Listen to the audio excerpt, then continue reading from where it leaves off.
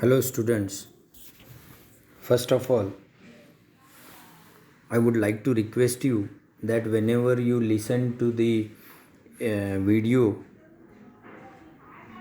please keep open your relevant notes, or whenever you are referring to practicals, then please keep your manual open, particularly that experiment which we are discussing, so that it will be far easy for you to understand in a better way. Now friends, we are proceeding with the next experiment, that is experiment number 4. And this experiment is titled as to identify the given organic compound D1 by systematic qualitative analysis. Now, the title says that you need to identify the given organic compound. One compound will be given to you whose known name will be unknown to you. You have to identify that given compound by systematic means in a particular sequence or in a systematic manner or way you have to follow the procedure. Qualitative, that means here the quantity is not of that much importance. You do need not to weigh everything, right? So to identify the given organic compound or drug by systematic qualitative analysis is the title of your experiment number 4. Now, for this experiment, you will be requiring test tubes, then test tube holder, then test tube stand, then funnel, filter paper, then Thiel's tube, capillary, then fusion tube if you are using a liquid. Twice you will be requiring fusion tube if liquid sample is there, and once you will be requiring fusion tube if solid sample will be there. Then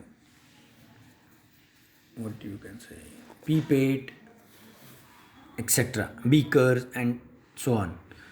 The common glasswares which generally we require for the practical, same will be required here also. Now, in this practical, when you start the practical, you have to follow a particular sequence or steps in which you have to proceed. You can't skip one step and proceed directly with the fourth step. If you do in that manner, it will be very difficult for you to identify the given compound. Now the first step is preliminary test or primary test, or we call the physical test. Now under preliminary test, what you have to do is, by using your sense organs, whatever information you can collect about the given compound, that you have to note down. Say for example, here color, odor, state, nature. These are, so state, nature, color, odor. These are minimum 4 preliminary tests which you have to observe and note down for any given compound. So this is your step number 1. After preliminary test, second thing is you have to proceed with fusion test, or it is called as ignition test. In this test, what you have to do is, you have to take a small quantity of given compound on spatula or on spoon and hold it over Bunsen flame and just observe what changes are taking place. Mainly you have to note or observe two things: whether a black smoke is evolved during the burning of the compound or during the ignition, or black smoke is not evolved. That is the main thing which you have to observe. If suppose compound burns and black smoke is evolved, we call it as the compound burns with a sooty flame, and it indicates that the compound is aromatic one. On the contrary, if the compound simply melts or burns but no black smoke is evolved, white fumes are evolved or nothing is evolved, then you call it as the compound burns with non-sooty flame, and the inference which you can draw from it is the given compound is aliphatic one. This is your step 2. Then step 3. Determination of physical constant. Now, in earlier two practicals, we had a discussion on how to determine melting point, how to determine boiling point. So, if the compound given to you is solid, you should proceed with the determination of melting point, and if the compound given to you is liquid, you should proceed with the determination of boiling point. And the complete details about the procedure has already been discussed with you in previous videos. So same thing, in the same manner you have to determine melting point or boiling point and note it down. Now next step is element detection. Now every organic compound contains carbon, hydrogen as basic elements. Apart from that, certain organic compounds may contain oxygen, some may contain nitrogen, some may contain sulfur, or even more elements. So, here in element detection, we do not find out or determine or detect carbon and hydrogen and oxygen. Carbon, hydrogen, oxygens are not detected because carbon is the basic element. Hydrogen will be there wherever there will be valency has to be fulfilled, that time hydrogen will be there. So carbon and hydrogen are the basic elements. For detecting oxygen, the procedure is too tedious and time consuming, so it is generally avoided. In 3 hours it is not possible, so it is generally avoided practically. So in element detection, you will be going with the detection of nitrogen, presence of nitrogen, sulfur and halogens in given compound. Presence of nitrogen, sulfur and halogens in given compound is detected under element detection or element analysis, and it is this test which we will be following for element detection. It is called as Lasignase test. It is called as Lasignase test. Now this element detection is never done on your original compound which is given to you. For element detection, you have to prepare a sodium fusion extract of the given compound. That means you have to ignite or you have to fuse the given compound with sodium metal and extract and take a extract of that fusion, and the tests are carried out on this extracted solution, not on original compound. Now, one thing I would like to mention here, you are going to use sodium metal in this element analysis for preparation of sodium fusion extract. Sodium metal is a highly reactive metal. You cannot keep it open in open air, you cannot keep it in water, it will instantly react. So you need to, or in laboratory we used to store this sodium metal under kerosene. Whenever for your work we are taking required quantity of sodium metal from the container and keeping it in kerosene. Why we are keeping it in kerosene? Just to avoid the contact of sodium metal with air.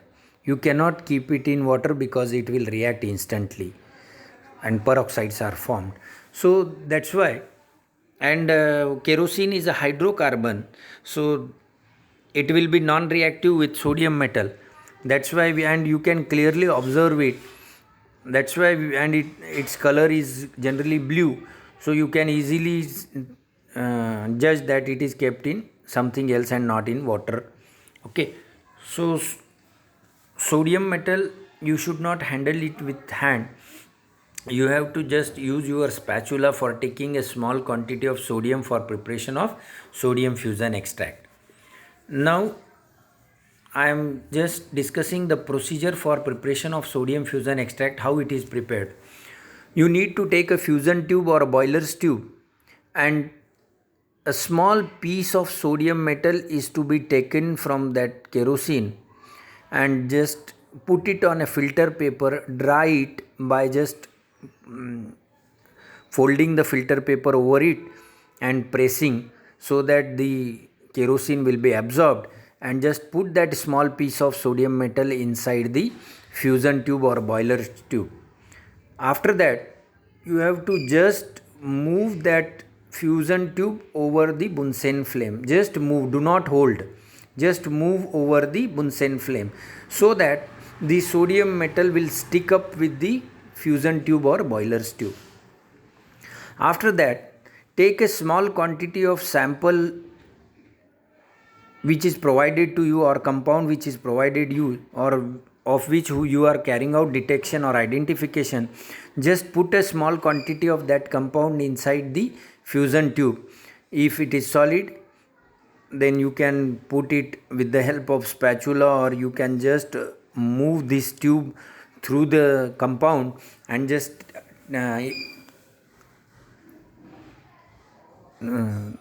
tap it so that the compound will go inside. Or if it is a liquid, you can fill 2 to 3 drops of liquid through with the help of capillary tube.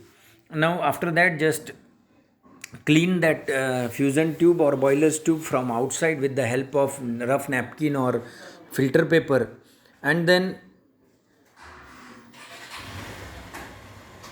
in a porcelain dish or in a petri dish, take 3/4, fill it with the distilled water up to 3/4 of its level. So 3/4 of the petri dish or porcelain dish is filled with the distilled water. Now just hold this boiler tube or fusion tube in a pair of tongue and hold it over a Bunsen flame till it is red hot. Once it is red hot, just plunge that fusion tube or boiler's tube in the distilled water and cover it with the help of your wire gauze. Just put a wire gauze over it. Otherwise, what will happen, when hot glass tube you are putting in the cold water, it will plunge and some certain pieces of glass may go inside your eyes. A damage can occur. That's why you have to immediately close it with the help of wire gauze with one hand, and just after few moments you can remove the wire gauze and put this porcelain dish over a tripod stand where a wire gauze is kept. On that wire gauze you have to keep this porcelain dish and boil it, allow it to boil, and after thorough boiling you can filter that solution or that extract, and the filtrate is called as sodium fusion extract. This filtrate you have to use for testing nitrogen, sulfur and halogens as per the test which are given in your books or in your manual.